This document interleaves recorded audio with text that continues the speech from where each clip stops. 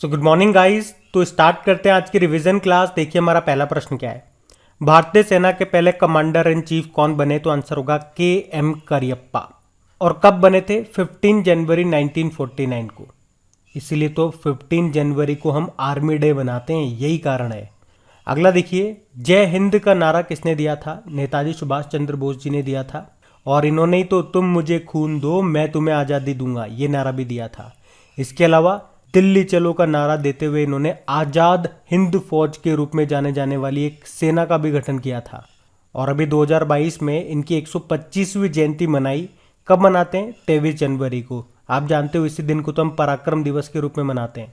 और इन्होंने एक बुक भी लिखी थी, द इंडियन स्ट्रगल नाम से। उसके अलावा स्वराज नाम से एक समाचार पत्र भी इन्होंने शुरू किया था। और आपको करंट अफेयर्स की न्यूज़ बताऊं इनसे रिलेट करके, तो अभी प्रधानमंत्री नरेंद्र मोदी ने इंडिया गेट पर नेताजी की होलोग्राम की प्रतिमा का भी अभी अनावरण किया था, जो कि 28 फीट ऊंची है और 6 फीट चौड़ी है। इसे बाद में ग्रेनाइट की मूर्ति से रिप्लेस कर दिया जाएगा। चलो आप तो ये बताओ, अभी नेताजी अवार्ड 2022 से किसे सम्मानित किया गया था? तो आंसर होगा जापान के जो पूर्व प्रधानमंत्री थे शिंजो अबे, इनको। और इनको 2021 में पद्म विभूषण भी मिला था, आप जानते ही होंगे। अच्छा, वैसे अभी नेताजी सुभाष चंद्र बोस जी के ऊपर एक बुक भी लिखी गई है। बुक का नाम है Bose the untold story of an inconvenient nationalist. अगर मैं आपसे पूछ लूँ किसने लिखा, तो आंसर कर देना चंद्रचूड़ घोष ने। और आप जानते ही हो अब से गणतंत्र दिवस समारोह 24 जनवरी की जगह 23 जनवरी से मनाया जाएगा। और 23 जनवरी से क्यों, अब आप समझ ही गए होंगे। अगला देखिए, ICC women's cricketer of the year 2021 किसे चुना गया? स्मृति मंधाना को। और रचेल हेहो फ्लिंट अवार्ड भी मिला और दूसरी बार मिल रहा है इनको ये सम्मान। जबकि ICC men's cricketer of the year 2021 चुना गया पाकिस्तान के शाहीन अफरीदी को। और इन्होंने सर गारफील्ड सोबर्स ट्रॉफी भी जीती है और ये अवार्ड पाने वाले पाकिस्तान के पहले खिलाड़ी ये बन गए। भारत का पहला ग्रीन एटीएम कहाँ पे स्थापित किया गया? गुरुग्राम में। अब आप बताओ मुझे, इंटरनेशनल सोलर अलायंस का हेडक्वार्टर कहाँ पर है? गुरुग्राम में। भारत का पहला हेली हब ये गुरुग्राम में स्थापित किया गया। भारत का पहला मत्स्य पालन व्यवसाय इंक्यूबेटर गुरुग्राम में लॉन्च किया गया। और गुरुग्राम की पहली महिला पुलिस आयुक्त कौन बनी? कला रामचंद्रन।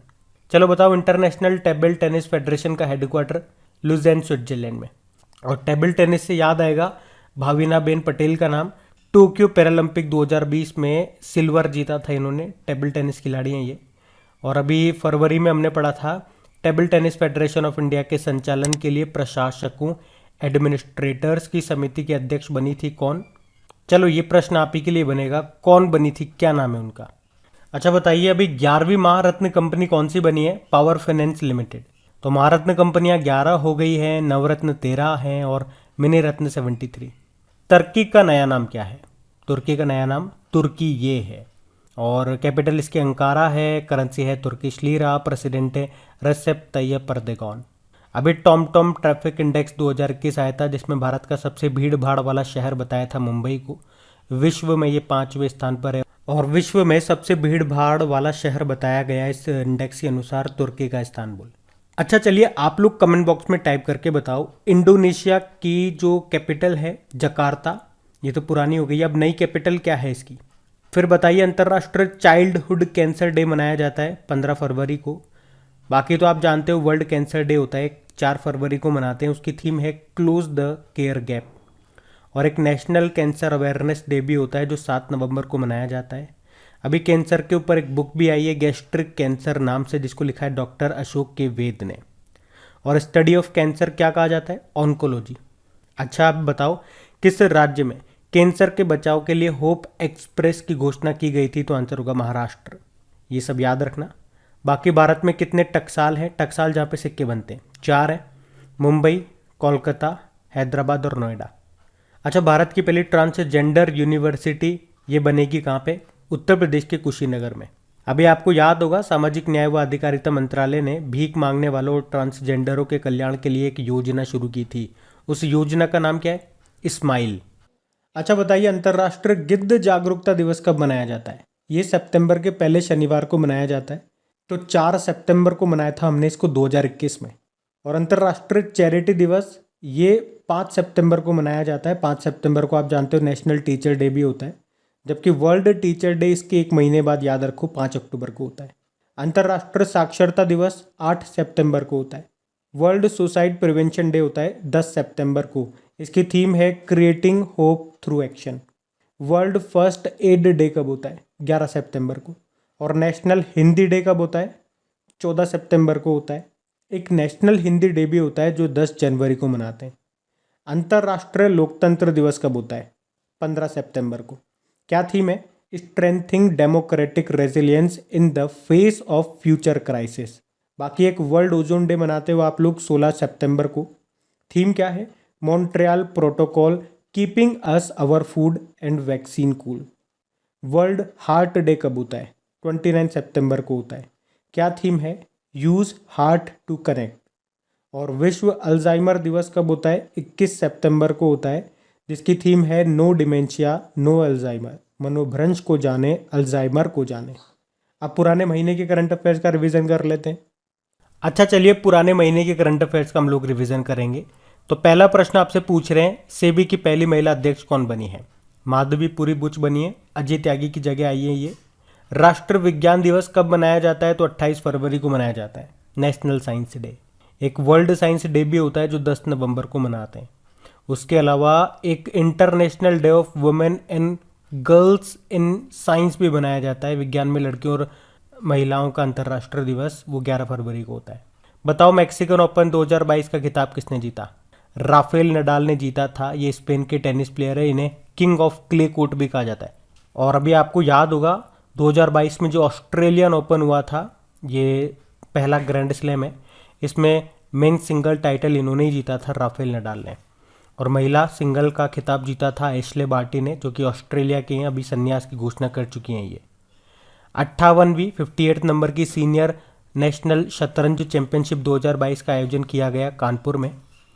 भारतीय रेलवे का पहला सोलर पावर प्लांट जो सीधे ट्रैक्शन को पावर फीड करेगा, कहाँ पे स्थापित किया गया? मध्य प्रदेश के बीना में।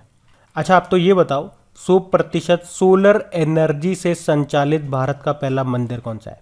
कोणार्क सूर्य मंदिर है, जिसे ब्लैक पैगोडा भी कहते हैं। 10 रुपये का जो नोट है उस पर इसका चित्र अंकित है, ये आपको मिलेगा उड़ीसा में। अब बताइए, भारत जो है ये ट्रेड+1 स्टॉक सेटलमेंट को लागू करने वाला कौन सा देश बन गया? दूसरा। पहला है चाइना। भारत का पहला ई वेस्ट इको पार्क ये बनेगा दिल्ली में। और अगर पूछे देश का पहला ई कचरा क्लिनिक कहाँ पे खुलेगा, मतलब खुला है, तो आंसर होगा भोपाल में। अभी ई कैबिनेट शुरू करने वाला पहला राज्य कौन सा बना था? हिमाचल प्रदेश। दुर्लभ रोग दिवस कब मनाया गया? रेयर डिजीज डे 28 फरवरी को। थीम थी शेयर योर कलर्स, अपने रंग साझा करें। कोविड-19 हेतु भारत का पहला स्वदेशी रूप से विकसित रिसेप्टर बाइंडिंग डोमेन प्रोटीन सब यूनिट वैक्सीन, इसका नाम क्या है? Corbevax TM.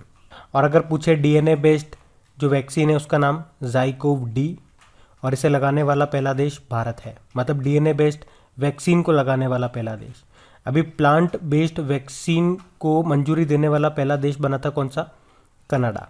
और ये जो कॉर्बेवैक्स टीएम है, ये वैक्सीन है, इसको किसने बनाया? हैदराबाद की एक कंपनी है बायोलॉजिकल ई, उसने। गिफ्ट सिटी में कार्यालय खोलने वाली पहली बहुपक्षीय एजेंसी कौन सी बनी है? न्यू डेवलपमेंट बैंक, जिसे आप ब्रिक्स बैंक भी बोलते हो। इसकी स्थापना हुई थी 15 जुलाई 2014 को। इसका हेडक्वार्टर शंघाई चाइना में है। और अभी इसका चौथा नया मेंबर बना है इजिप्ट। चलो आप कमेंट बॉक्स में टाइप करके बताओ, अभी शंघाई कोऑपरेशन ऑर्गेनाइजेशन का नवा मेंबर कौन सा बना था? चलिए बताइए, किस राज्य सरकार ने कौशल्या मातृत्व योजना शुरू की? तो आंसर होगा छत्तीसगढ़। इसमें क्या होगा? दूसरी बेटी के जन्म पे 5,000 रुपये दिए जाएंगे उस महिला को अपना भरण पोषण करने के लिए। मातृशक्ति उद्यमिता योजना शुरू करने की घोषणा की हरियाणा ने। फाइनेंशियल एक्शन टास्क फोर्स के नए अध्यक्ष कौन बने? T Raja Kumar. Financial action task force का हेडक्वार्टर कहाँ पर है? पेरिस, फ्रांस में। आरबीआई ने फीचर फोन के लिए किस यूपीआई आधारित पेमेंट प्रोडक्ट्स को लॉन्च किया? तो यूपीआई 123 पे। अच्छा, किस संस्थान ने सुपर कंप्यूटर परम गंगा को स्थापित किया? आईआईटी रुड़की। और गंगा से याद आएगा ऑपरेशन गंगा, यूक्रेन से भारतीयों को वापस लाने के लिए चलाया गया था। और अफगानिस्तान से भारतीयों को वापस लाने के लिए क्या चलाया गया था? कौन सा ऑपरेशन? ऑपरेशन देवी शक्ति। धूम्रपान निषेध दिवस कब मनाते हैं? तो आंसर होगा मार्च के दूसरे बुधवार को। तो इस बार हमने 9 मार्च को मनाया। थीम क्या है? Quit your way. अच्छा बताओ किसे 2022 के अंतर्राष्ट्रीय महिला साहस पुरस्कार के लिए चुना गया? रिजवान हसन को। ये बांग्लादेश की हैं। बोध गया में भगवान बुद्ध की भारत की सबसे बड़ी शयन मुद्रा में मूर्ति बन रही है। इसकी लंबाई कितनी है? लगभग 100 फीट है और ऊंचाई में 30 फीट है। इसके वास्तुकार हैं पिंटू पॉल। किस मंत्रालय ने समर्थ अभियान को लॉन्च किया? एमएसएमई मंत्रालय ने। अभी संभव और स्वावलंबन पहल भी इन्होंने शुरू की थी। एमएसएमई डे मनाया जाता है, micro small medium enterprises day, 27 जून को। इसके मंत्री कौन है? नारायण राणे। अंतर्राष्ट्रीय ऊंट महोत्सव 2022 का आयोजन कहाँ पे किया गया? तो आंसर होगा राजस्थान के बीकानेर में। तो अब कल के करंट अफेयर्स को भी रिवाइज कर लेते हैं हम लोग। और गाइस सेशन अच्छा लग रहा है तो प्लीज़ लाइक करके शेयर ज़रूर करें। तो चलिए कल के करंट अफेयर्स का हम लोग रिवीजन कर रहे हैं। तो बताइए international day of family remittance कब मनाया गया? तो आंसर होगा 16 जून को। और फैमिली से एक डे याद आएगा आपको, इंटरनेशनल फैमिली डे, वो 15 मई को मनाते हैं। और रेमिटेंस से एक रिपोर्ट आई थी, उसमें बताया गया था कि रेमिटेंस के मामले में, प्रेषण के मामले में टॉप कंट्री बन गया है इंडिया। इसका मतलब क्या हो गया? जैसे आप किसी दूसरे देश में जाकर के जॉब करते हो, पैसा कमाते हो और फिर उसे अपने देश में अपने परिवार वालों को जो भेजते हो, उसी को कहते हैं रेमिटेंस। वर्ल्ड कॉम्पिटिटिवनेस इंडेक्स में भारत कौन से स्थान पे रहा? 37 नंबर पे रहा है। इसमें टॉप पे डेनमार्क है, सेकंड पे स्विट्जरलैंड है और थर्ड पे सिंगापुर है। जारी किसने किया? Institute for management development. फिर बताइए global wealth and life style report 2022 के अनुसार रहने के लिहाजा से दुनिया का सबसे महंगा शहर कौन सा है? तो आंसर होगा शंघाई। सेकंड नंबर पे 2 है। सेकंड नंबर पे यूके का लंदन है और थर्ड पे है ताइवान का Taipei. Global startup ecosystem report 2022 में टॉप पे कौन है? टॉप पे सिलिकॉन वैली है। सेकंड पे 2 शहर हैं, न्यूयॉर्क और लंदन। भारत की बात करेंगे तो इसमें भारत का जो बंगलुरु है ये 22वें स्थान पे है, दिल्ली 26वें स्थान पे है। लेकिन अगर आप अफोर्डेबल टैलेंट यानी कि किफायती प्रतिभा के मामले में बात करोगे, ये कैटेगरी है, तो इसमें केरल एशिया में टॉप पर है, यह ध्यान रखना। अच्छा बताइए अभी कर्नाटक का नया लोकायुक्त किसे नियुक्त किया गया? BS पाटिल को। अगर मैं आपसे पूछूं कि अभी मनरेगा लोकपाल कौन बने तो ये भी आंसर कर देना, NJ ओझा। भारत, इजराइल, यूनाइटेड अरब अमीरात और किस देश ने मिलकर के एक नया ग्रुप बनाया है जिसका नाम है I2U2? तो आंसर होगा US। मतलब 2 देश हैं जिनके नाम I से चालू होते हैं, एक इंडिया एक इजराइल, और 2 देश हैं जिनके नाम U से चालू होते हैं, यूनाइटेड अरब अमीरात और USA। इस तरह से इनका नाम रखा गया। आप जानते हो इजराइल के प्रधानमंत्री नेफ्ताली बेनेट हैं, यूनाइटेड अरब अमीरात के शेख मोहम्मद बिन जायद अल नह्यान है, और जो बाइडन तो US के हैं ही सही प्रेसिडेंट, जानते ही हो आप। अगला है कृषि और प्रसंस्कृत खाद्य उत्पाद निर्यात विकास प्राधिकरण। इंग्लिश में बोलोगे तो agricultural and processed food products exports development authority. इसने किस देश में 8 दिवसीय आम उत्सव का आयोजन किया? तो आंसर होगा बहरीन। बहरीन की कैपिटल मनामा, करेंसी है बहरीन दिनार और प्रधानमंत्री हैं सलमान बिन हमद अल खलीफा। अगला बताइए किस भारतीय मूल की व्यक्ति को अमेरिकी राष्ट्रपति की विज्ञान सलाहकार नियुक्त किया गया? तो आंसर होगा आरती प्रभाकर। अच्छा मुझे बताइए इंटरनेशनल वेटलिफ्टिंग फेडरेशन यानी कि IWF विश्व युवा चैंपियनशिप 2022 में गोल्ड जीतने वाले पहले भारतीय वेटलिफ्टर कौन बने? तो गुरु नायडू सेनापति इनका नाम है। 55 किलोग्राम कैटेगरी में गोल्ड जीता। कहाँ पे हुआ ये कॉम्पिटिशन? लियोन मैक्सिको में। अब बताओ विश्व समुद्री कछुआ दिवस वर्ल्ड सी टर्टल डे कब मनाते हैं? 16 जून को। टर्टल से एक और डे याद आएगा, वर्ल्ड टर्टल डे, वो 23 मई को मनाया जाता है। और एक और हमने अवार्ड भी पढ़ा था कि कछुओं के संरक्षण के लिए दिया जाने वाला जो बेहलर टर्टल कंजर्वेशन अवार्ड है वो किसे मिला? शैलेंद्र सिंह को। अब बताइए आवधिक श्रम बल सर्वेक्षण की वार्षिक रिपोर्ट के अनुसार 2020-21 में महिला श्रम भागीदारी बढ़ के कितनी हो गई? तो आंसर होगा 25.1%। तो गाइज ये था आज का आपका रिवीजन वाला सेशन अच्छा लगे तो प्लीज लाइक करके शेयर जरूर कर देना। Thank you.